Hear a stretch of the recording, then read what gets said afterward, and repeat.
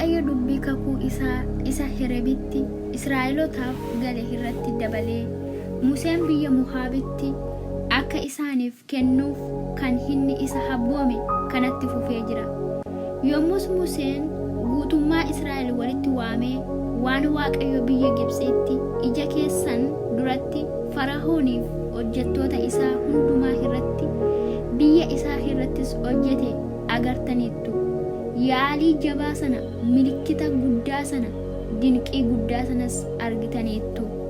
Waaqayyo garuu qalbii hubatu, ija argu, gurra dhaga'us amma har'aatti hiyyuu isiniif hin kennine jedhe.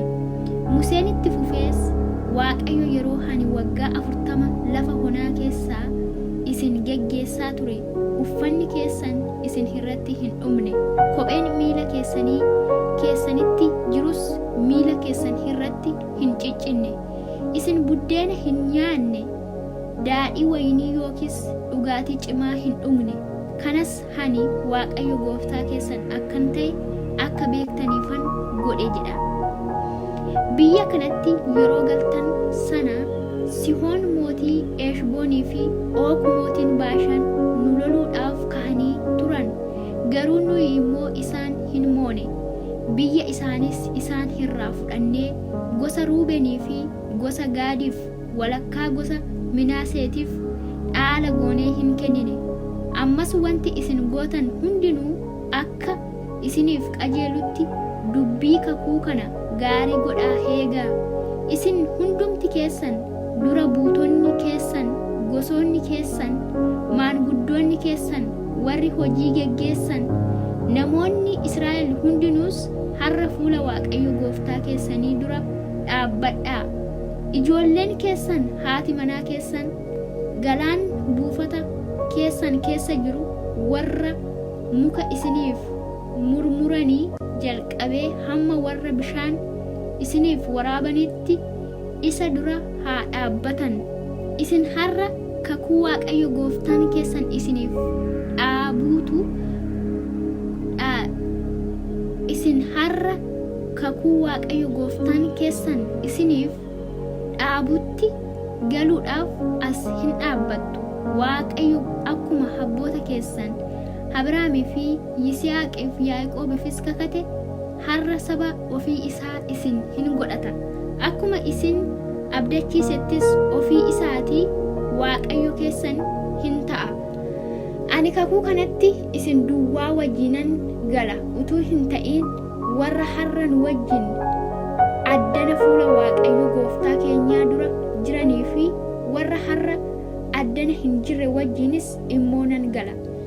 Nuyi biyya Gibxii keessaa attamitti akka jiraachaa turre, attamittis saba baay'ee keessa darbinee akka dhufne isin ofii keessanii hiyyuu beektu.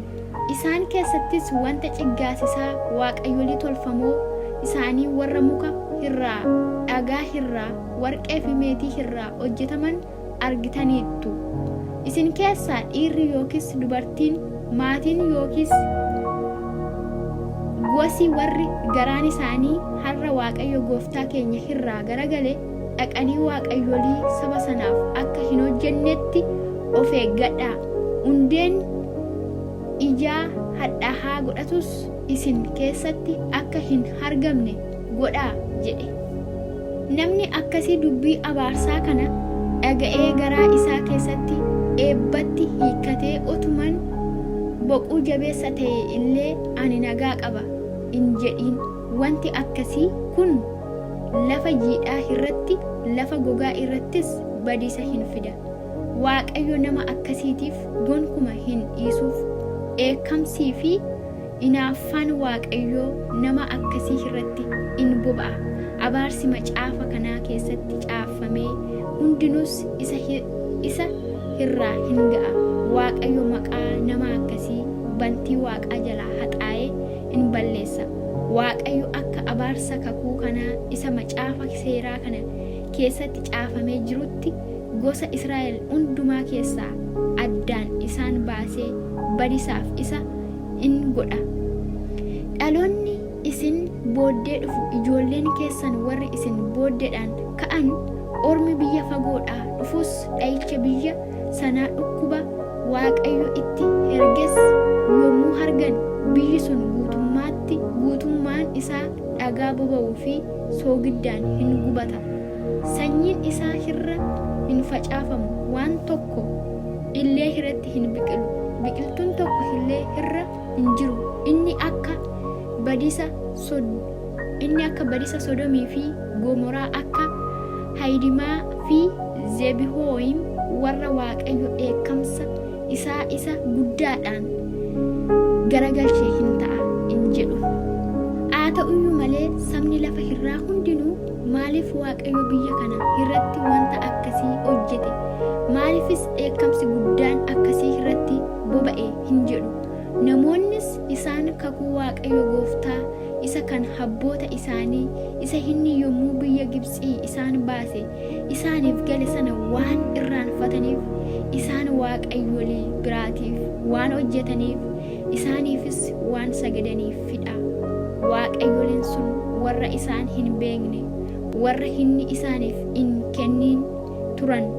Kanaaf dheekkamsi Waaqayyoo abaarsi macaafa kanaa keessatti caafamee jiru itti fiduudhaaf biyya kana irratti boba'e.